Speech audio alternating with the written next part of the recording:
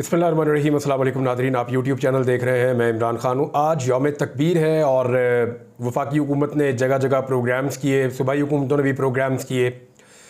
आज के दिन में 26 साल पहले पाकिस्तान ने एटमी धमाके किए और पाकिस्तान का दिफा जो है वो नाकाबिल तस्खीर हो गया। ये मामला शुरू होता है जुल्फ़िकार अली भुट्टो साहब के दौर से, जब पाकिस्तान को पता चलता है कि भारत एटमी ताकत बनने के ख्वाब देख रहा है और अगर भारत के पास एटम बम आ गया तो पाकिस्तान हमेशा एक छोटी ताकत के तौर पे उससे मरगूब हो जाएगा। तो इस सूरत हाल में पाकिस्तान ने भी फैसला किया, फिर इक़दामात लिए गए, वो तारीख़ का हिस्सा हैं। डॉक्टर अब्दुल कदीर ख़ान का इसमें बहुत बड़ा किरदार था। डॉक्टर समर मुबारक मन थे, उनकी एक पूरी टीम थी। यहाँ पे बहुत सारे साइंटिस्ट थे जो काम कर रहे थे और उन्होंने दिन रात काम किया। उन्होंने अपनी ज़िंदगियाँ इसी एक काम के लिए वक्फ कर दी और दिन रात एक करते हुए उन्होंने एटम बम बनाने की सलाहियत हासिल कर ली। जो इतलात हैं उनके मुताबिक तो ये है, और जो तारीख़ के अंदर जो साइंटिस्ट भी क्लेम करते हैं कि पाकिस्तान बहुत पहले एटमी सलाहियत हासिल कर चुका था। पाकिस्तान के पास एटमी सलाहियत मौजूद थी और पाकिस्तान एटमी धमाका करने की कैपेसिटी रखता था, लेकिन पाकिस्तान इसका तजुर्बा नहीं कर रहा था। एटम बम मौजूद था लेकिन तजुर्बा नहीं कर रहा था। फिर 1998 में भारत ने 14 मई को एटमी धमाके किए। जब भारत ने एटमी धमाके किए तो उसके बाद पाकिस्तान के ऊपर, पाकिस्तान के अंदर बहुत दबाव बढ़ गया। नवाज शरीफ उस वक्त पाकिस्तान के वज़ीर आज़म थे और नवाज शरीफ के ऊपर दबाव बढ़ता गया। उन्होंने अपने बहुत सारे साथियों से मशवरा भी किया। उस वक्त जो नवाबाग अखबार के मालिक थे निज़ामी साहब, उन्होंने मियाँ नवाज शरीफ साहब को कहा कि आप एटमी धमाके कीजिए वरना कौम आपका धमाका कर देगी। नवाज शरीफ साहब ने अमेरिकन दबाव की वजह से बहुत प्रेशर लिया हुआ था, लेकिन फिर उसके बाद एटमी धमाके पाकिस्तान को करने पड़े। जो उस दौर के गवाहान हैं वो ये कहते हैं कि नवाज शरीफ का दौर ज़रूर था, लेकिन नवाज शरीफ बहुत हिचकिचाहट का शिकार थे। नवाज शरीफ ने वो बटन दबाने से भी इनकार किया जिसको दबाते ही एटमी धमाके होने थे।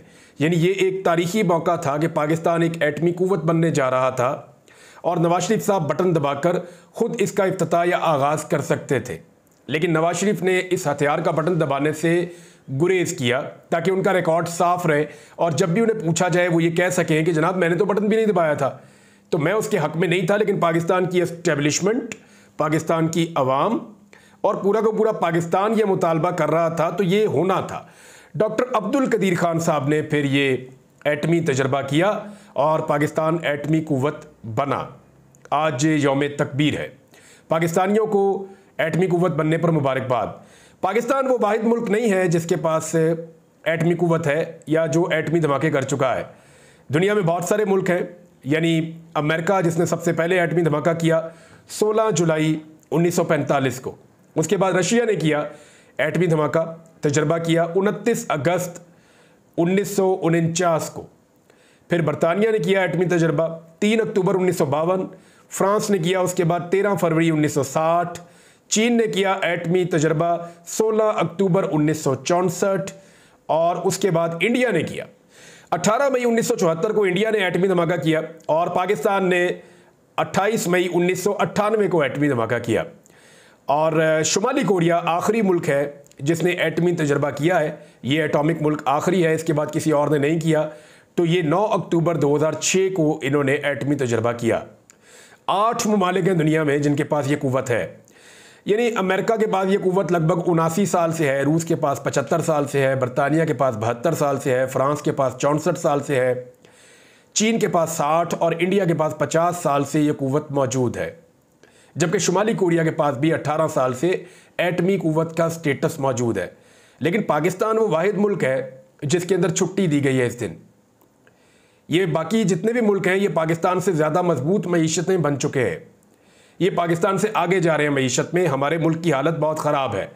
इस खित्ते में जो सबसे महंगी बिजली है वो हम बेच रहे हैं, यानी बाकी मुल्कों की निस्बत 3 गुना 4 गुना की कीमत में बिजली हम बेच रहे हैं। अफ़गानिस्तान हमसे बहुत कम कीमत में बिजली बेच रहा है, इंडिया हमसे बहुत कम कीमत में बिजली बेच रहा है, श्रीलंका इवन जो भी डिफ़ॉल्ट कर गया था वो भी हमसे बहुत कम कीमत में बिजली बेच रहा है। बांग्लादेश कर ले, बाकी आसपास के नेपाल, भूटान, किसी भी मुल्क का आप जिक्र करें, सेंट्रल एशिया में इवन वो तमाम ममालिक हमसे बहुत सस्ती बिजली बेच रहे हैं, ईरान भी। लेकिन पाकिस्तान इस खित्ते का एक ऐसा मुल्क है जो सबसे महंगी बिजली बेच रहा है। गुर्बत भी है, महंगाई भी है, बेरोज़गारी भी है। इसके बावजूद हमने सिर्फ सियासी मकासद के लिए जिस दिन हमने एटम बम का तजर्बा किया उस दिन छुट्टी अनाउंस कर दी। कब? 26 साल के बाद। सिर्फ इमरान खान को नुकसान पहुंचाने के लिए, अपने सियासी फायदे के लिए, सियासी गेन के लिए अखबारात में इतने बड़े बड़े इश्तिहार हुकूमत पाकिस्तान ने लगाए कि जो मुल्क जिसमें वजीर आज़म यह कहता है कि हमारे पास एक धेला नहीं बचता, वजीर आज़म यह कहता है कि चाय पीने के पैसे भी जो है, जो हमारे दफ्तरों में पी जाती है, वो हम कर्जे से लेते हैं, उस मुल्क के अंदर एक ऐसे आदमी की फोटोएं लगाई गई अखबारात के अंदर जिस आदमी का मौजूदा हुकूमत से ताल्लुक नहीं है, यानी नवाज शरीफ ना वजीर आज़म है, ना वजीर है, ना मुशीर है, कुछ भी नहीं है, एक पार्टी का सरबराह है। और नवाज शरीफ की फोटोएं जो हैं हुकूमत पाकिस्तान ने अपने लोगों के साथ बहुत बड़ी बड़ी करके तमाम अखबारात में लगा दी हैं। फोटो किस किस की लगाई, जरा ये आप देख लें। इसमें जनाब लिखा है कि वतन के हम रखवाले हैं, हम 28 मई वाले हैं। ये 28 मई वाले इसलिए लिखते हैं कि 9 मई के ऊपर ये, क्योंकि 9 मई का जो एक पाकिस्तान तहरीक इंसाफ को मुश्किल का सामना है 9 मई के हवाले से, उसका फ़ायदा उठाने की हमेशा PMLN और इमरान खान की मुखालिफ जमातें कोशिश करती हैं। तो यहाँ पे एक बिल्कुल ब्लर सी तस्वीर लगाई है जुल्फ़िकार अली भुट्टो की, और आगे नवाज शरीफ की उस दौर की तस्वीर लगाई है कि बड़ा एटमी धमाका किया मियाँ साहब ने, और ऊपर छोटे भाई शहबाज शरीफ की फ़ोटो लगाई है और ये लिखा है कि एटमी कुव्वत बनाया था, माशी कुव्वत बनाएंगे। पाकिस्तान में सबसे ज़्यादा हुकूमत करने वाली जमात आज भी पाकिस्तान को कहती है कि माशी कुव्वत बनाएंगे। मुझे तो उन लोगों की अक्ल पे मातम करने को दिल करता है जो आज भी इनकी बात पे यकीन करते हैं। 5 दफ़ा वज़ीर आज़म, 5-6 दफ़ा वज़ीर आला इनके आ गए, इसके बावजूद ये कहते हैं हमें मौका मिला तो हम बनाएंगे। भाई जितना मौका आपको मिला पाकिस्तान की तारीख में किसी को नहीं मिला। इस अखबार के अंदर जो सबसे तकलीफ दह चीज़ है वो पता क्या है? वो है कि इसके अंदर से डॉक्टर अब्दुल कदीर खान गायब है, मोहसिन पाकिस्तान। उन्हें खिताब दिया गया मोहसिन पाकिस्तान का। इंडिया में जिस शख्स ने एटम बम तैयार करने के लिए कोशिश की, डॉक्टर अब्दुल कलाम, उनको इंडिया का सदर बनाया गया था। उन्होंने अपने हीरो को इज्जत दी, मुसलमान होने के बावजूद इज्जत दी, अपने मुल्क का सदर बनाया, और आज भी उनका बहुत एहतराम करते हैं वो। और हमने अपने हीरो को कितनी इज्जत दी? नज़रबंद किया, परेशान किया, केसेस के अंदर घेरा, और वो अपने मुंह से कह रहे हैं कि 4000 कुछ उनकी पेंशन उनको आती थी जब उन्होंने एटम बम बनाकर पाकिस्तान का दिफा नाकाबिले तस्खीर कर दिया। तो उसके बाद क्या यही सलूक करना था हमने मोहसिन पाकिस्तान के साथ? उनको सिर्फ एक टाइटल दिया गया मोहसिन पाकिस्तान। ज़िंदगी के आखिरी दिन उन्होंने जिस तरह गुजारे, मेरे कुछ दोस्त हैं जो उनके बहुत करीब थे, वो मुझे बताते हैं कि डॉक्टर साहब बहुत खाइफ थे पाकिस्तान की एस्टेब्लिशमेंट से और पाकिस्तान की हुकूमतों से। स्पेशली वो नवाज शरीफ से बहुत नाराज़ थे कि नवाज शरीफ ने उन्हें वो इज़्ज़त नहीं दी जिस इज़्ज़त के वो हकदार थे। कौम ने ही नहीं दी एक तरह से। लेकिन आज भी आप देखें ना कि अखबार के अंदर हुकूमत पाकिस्तान इश्तिहार छापती है, नवाज शरीफ का मुंह लगा देते हैं उसके ऊपर भी, और डॉक्टर अब्दुल कदीर खान साहब कहीं नहीं है जो मोहसिन पाकिस्तान है, जिन्होंने ये एटम बम आपको बना कर दिया था, जिनको खुद नवाज शरीफ ने कहा था कि ये मोहसिन पाकिस्तान है। जो अपने मोहसिनों को भूल जाए वो कितना खुदगर्ज होगा, आप यहां से अंदाजा कर लीजिए। आज भी सरकारी पैसे से इश्तिहार छप रहा है और जो मोहसिन पाकिस्तान है उसकी इसके अंदर तस्वीर नहीं आ रही। अच्छा, हुकूमत की जानिब से बड़ा अजीबोगरीब काम हुआ। भाई मामला है 28 मई का, दिन है 28 मई। एक तो आपने इसलिए छुट्टी अनाउंस कर दी, सब लोग यही कह रहे हैं कि अगर करनी होती तो पहले से आप कर रहे होते। अब आपको इसलिए ख्याल आ गया और आपने छुट्टी अनाउंस कर दी क्योंकि आपने आज साइफर वाला केस नहीं लगने देना था अदालत में। आप कोशिश कर रहे थे कि इमरान खान को अंदर रखने के लिए कोई और जवाज़ और तरीक़ाकार इख्तियार किया जाए। फिर साथ ही आपने एक ऑर्डिनेंस भी जारी करवा दिया नैब से रिलेटेड, सदर पाकिस्तान जो कायम मकाम है उनकी जानिब से, यूसुफ रज़ा गिलानी, और साथ दूसरा ऑर्डिनेंस भी एक और जारी करा दिया। तो रातों रात गेम डाल दी इन्होंने कि इमरान खान अगर बाहर आए तो हमारे साथ मुज़ाकरात के नतीजे में बाहर आए, वरना ना आए। अब हुकूमती वज़रा सुबह से लेकर शाम तक या शहबाज शरीफ की तकरीर सुन लें, नवाज शरीफ की सुन लें, बाकी सब की सुन लें, तो ऐसा लगता है कि इनको इमरान खान फोबिया हो गया है। एक आदमी जेल में बैठा है, जेल के अंदर मौजूद है, और उसने इनको पागल कर दिया है, सारा का सारा टब्बर ज़हनी मरीज़ बनाकर रख दिया है। वो जब सोते हैं इमरान खान, जब उठते हैं इमरान खान, जब माइक के सामने आते हैं इमरान खान, कैबिनेट में बैठते हैं इमरान खान, कैबिनेट से बाहर आते हैं इमरान खान, ईवान के अंदर जाते हैं इमरान खान, मुल्क से बाहर जाते हैं इमरान खान, मुल्क के अंदर आते हैं इमरान खान। तो इमरान खान तो होगा भाई, यानी इनके आसाब के अंदर सवार है इमरान खान। शहबाज शरीफ की तकरीर मैंने सुनी तो मुझे ऐसा लगा वज़ीर आज़म ने, ये कोई डरा हुआ आदमी है जो इमरान खान से बहुत खौफज़दा है। और बार बार क्या क्या रहे हैं, 1971, आपने 1971 का नाम क्यों लिया? क्या आप पाकिस्तान तोड़ना चाहते हैं? आप शेख मुजीबुर रहमान का नाम क्यों ले रहे हैं? क्या आप पाकिस्तान के टुकड़े करना चाहते हैं? उस वक्त भी पाकिस्तान को तोड़ने की एक सोच थी, आज भी पाकिस्तान को एक तोड़ने की सोच है। भाई इमरान खान ने तो कहा ही कुछ नहीं। भाई इमरान खान तो जेल में है, उसका तो स्टेटमेंट ही नहीं आया। उसने तो एक जुमला नहीं बोला, एक लफ्ज़ नहीं बोला, उसने तो सिर्फ एक मशवरा दिया कौम को। मशवरा उन्होंने कौम को यह दिया कि हुमूदुर रहमान कमीशन की एक रिपोर्ट है, वो रिपोर्ट आप पढ़ लें। बस कौम को सिंपल इमरान खान ने एक मशवरा दिया कि हुमूदुर रहमान कमीशन की रिपोर्ट है, रिपोर्ट आप पढ़ लें। इसके ऊपर सबको आग लगी हुई है। भाई शेख मुजीब का नाम ले लेकर सियासत बड़े लंबे अरसे तक किसने की? नवाज शरीफ साहब ने की, और ठीक की थी। सही कह रहे थे वो, किसी को गद्दार करार नहीं देना चाहिए। नवाज शरीफ ने अपने मुंह से कहा था कि शेख मुजीब गद्दार नहीं था, शेख मुजीब पाकिस्तान के साथ रहना चाहता था, पाकिस्तान के हक में था। ये नवाज शरीफ ने कहा था। मैं नवाज शरीफ की बात से इत्तफाक करता हूं। लेकिन आज वही नवाज शरीफ और उसकी पॉलिटिकल पार्टी सिर्फ इमरान खान के ये कहने पर कि एक कमीशन की रिपोर्ट बनी हुई है, हुमूदुर रहमान कमीशन, उस रिपोर्ट को पढ़ लें पाकिस्तानी, ताकि उन्हें आइडिया हो जाए कि पाकिस्तान कैसे दो टुकड़े हुआ था, ताकि आइंदा इस तरह का रास्ता रोका जा सके। लेकिन बहुत सारे जो तबलची हैं, जो दरबारी हैं, वो बेनकाब हो गए। बहुत सारे जो पॉलिश हाथ में पकड़ के दिन रात फिरते हैं, वो बेचारे बेनकाब हो गए। अब मामला यह है कि पाकिस्तान तहरीक इंसाफ ने भी इसके ऊपर एक स्टेटमेंट जारी किया। लेकिन पहले नवाज शरीफ साहब ने क्या कहा? नवाज शरीफ साहब ने कहा कि साकिब नसार का फैसला रद्दी की टोकरी में डाल दिया गया, कौम जश्न मनाए, खुशियां मनाए, और मैं बड़ी मुश्किल से जो है दोबारा बन गया हूँ अपनी पार्टी का सदर, और आपके सामने दोबारा खड़ा हूँ। ये जो फैसला मेरे बारे में किया था कि ता हयात मैं नाअहल हो गया हूँ, तो मैंने अपने बेटे से तनख्वाह नहीं ली थी, दरारें डालने की कोशिश की गई थी। फिर उन्होंने अपनी बेटी की तारीफ़ की, अपने भाई की तारीफ़ की, अपने भतीजे की तारीफ़ की, बाहर वालों सबको वो भूल गए। फिर उन्होंने ये कहा कि जी कौम को बड़ी मुबारकबाद, मेरी बेटी को बड़ी मुबारकबाद, और एक शाहिद खाकान अब्बासी साहब का उन्होंने नाम लिया। और शाहिद खाकान अब्बासी साहब तो खुद आजकल कह रहे हैं कि ये हुकूमत जो है वो 2 नंबरी से बनी है।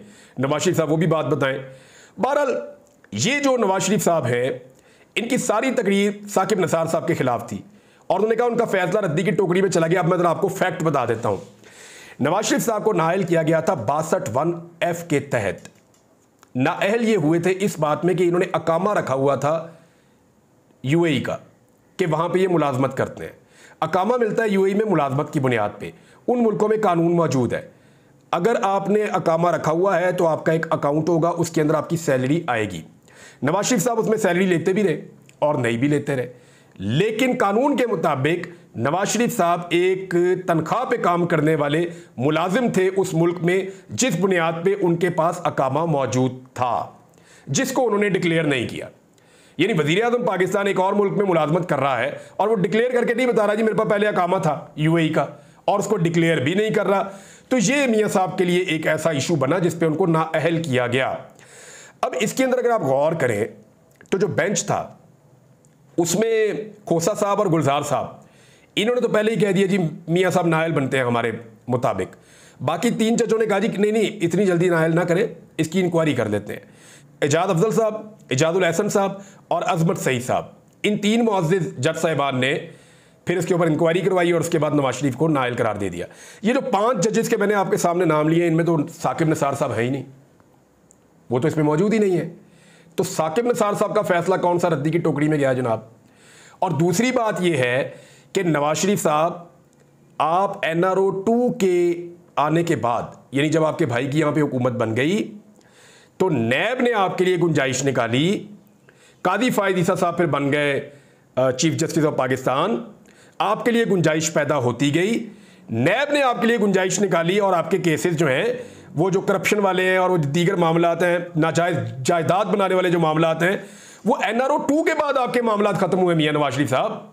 जब तक NRO 2 नहीं आया, नाजायज़ जायदाद वाला केस आपका चल रहा था। वो आपका NRO 2 आने के बाद जब सारा माहौल बन गया, तो उसके बाद वो केस नैब ने खत्म किया, वो खुद ही पीछे हट गए। अब आ जाए नाअहली वाले मामले पे। नवाज शरीफ साहब को ताहयात नाअहल किया गया था। इसमें उन्होंने एक नज़रसानी की अपील की थी, वो अपील भी खारिज हो गई थी। और ताहयात नाअहली बरकरार रखी गई थी उमर अता बंदयाल साहब के दौर में। अब उसके बाद ये हुआ कि एक और केस में, जो नवाज शरीफ का नहीं था, एक और केस में बाद में अदालत ने यह फैसला किया जो नाअहली है वो ताहयात नहीं, वो 5 साल होनी चाहिए, कुछ टेक्निकल रीजंस थी। तो उसका फायदा नवाज शरीफ को भी हुआ और उसका फायदा जहांगीर तरीन को भी हुआ। तो नवाज शरीफ साहब, आपका फैसला वो आज भी मौजूद है। आप 5 साल की नाअहली काट चुके हैं। 5 साल की नाअहली काटने के बाद अब आप दोबारा एलिजिबल हो गए हैं। आप इलेक्शन भी लड़ सकते हैं, आप पार्टी के सदर भी बन सकते हैं। तो वो जो फैसला था 5 जजेस का, वो रद्दी की टोकरी में नहीं गया, उसके ऊपर इंप्लीमेंट हुआ और उस फैसले के मुताबिक आप 5 साल तक नाअहल रहे। बाद में अदालत ने फैसला किया जी कि ताहयात ना करें, 5 साल कर दें। तो आपको नए फैसले में एक रिलीफ मिला है। वो भी फैसला किसी और के ऊपर था, लेकिन आपको उसका फायदा पहुंच गया। जहांगीर तरीन साहब को भी उसका फायदा पहुंच गया। तो ये है वो हकायक। और साकिब निसार साहब को तो चाहिए कि छोड़े खौफ और डर को, निकल के जाके डेफेमेशन का केस करें। उनका बेटा एक एप्लीकेशन देकर केस कर सकता है नवाज शरीफ पे, फिर देखते हैं नवाज शरीफ साहब कितना बोलते हैं। तारुल कादरी साहब केस कर सकते हैं नवाज शरीफ पे। पाकिस्तान तहरीक इंसाफ ने इसके ऊपर अपना स्टेटमेंट जारी किया है। तहरीक इंसाफ ने कहा जी कि चेरी ब्लॉसम और हवारियों की बेहुदा बयानबाजी की शदीद हम मजम्मत करते हैं। अवाम की जानिब से मुस्तरद शुदा एक बुज़दिल भगौड़े की तस्वीर लगाकर अवाम के पैसे से कौमी एटमी प्रोग्राम को अपनी घटिया सियासी इश्तिहारी मुहिम के लिए इस्तेमाल करने पर भी कड़ी तनकीद करते हैं। पाकिस्तान का जोहरी प्रोग्राम पाकिस्तान का अवाम का असासा है, जिसका आगाज़ कौम ने अपना पेट काट कर किया और अपने पेट पर पत्थर बांधकर इसे मुकम्मल करवाया। अब्दुल कदीर खान की क़यादत में कड़ी मेहनत से इसे पाए तकमील पर पहुंचाया। बात बात पर पैर पकड़ने वाले बुज़दिल भगौड़े की बजाय आज के रोज़ कौम के हकीकी मौसनों को खराज तहसीन पेश किया जाए। और चीज़ें आपको मैं बताऊंगा, लेकिन बाद में बताऊंगा। एक चीज़ जाते जाते आपको बता दूं कि मलिक रियाज साहब की एक ऑडियो आई है, और आई नहीं, वो आई है, यानी वो डेलिबरेटली आई है, मुझे ऐसा लगता है। और मलिक रियाज साहब की एक वार्निंग है। उन्होंने कहा मैनू ना छेड़ो, क्योंकि अगर मुझे छेड़ेंगे तो मैं बहुत कुछ जानता हूं और मैं सारा कुछ बता भी दूंगा। क्योंकि मलिक रियाज साहब के ऊपर दबाव डाला जा रहा था इमरान खान साहब के खिलाफ गवाही देने पे, उन्होंने इनकार कर दिया। अब उनका जो पाकिस्तान के अंदर कारोबार है उसको नुकसान पहुंचाया जा रहा है। वो एक कारोबारी आदमी अपने कारोबार का नुकसान तो कभी बर्दाश्त करता नहीं है। तो कारोबारी आदमी के पास जब राज होना तो ज़्यादा ख़तरनाक हो जाता है। और जितने राज मलिक रियाज के पास है ना, बहुत सारी हार्ड ड्राइव्स भी आप इकट्ठी कर लेना तो इतने राज नहीं हो सकते। तो मलिक रियाज साहब ने कहा जी मैंने एक पूरी की पूरी वीडियो भी रिकॉर्ड करवा रखी है, और अगर मेरा नुकसान होगा ना तो फिर मैं सारा कुछ ही बता दूंगा, इंकशाफ कर दूंगा। ये उनकी एक ऑडियो सामने आई है। उसके बाद बहुत सारे लोगों की नींदें हराम हो जाएंगी, क्योंकि बेशुमार लोगों के बेशुमार कारनामे। वैसे मलिक रियाज ने अगर कौम पर कोई एहसान करना है ना, तो मेहरबानी करके अपनी पूरी आप बीती में जिस जिसको जो दिया है ना, और जिस जिससे जो लिया है, वो सारा कुछ एक दफ़ा बता दें, और अगले 50-100 साल के लिए पाकिस्तान का भला कर जाए। अब तक के लिए इतने, अपना ख्याल रखिएगा, अपने चैनल का भी। अल्लाह हाफ़िज़।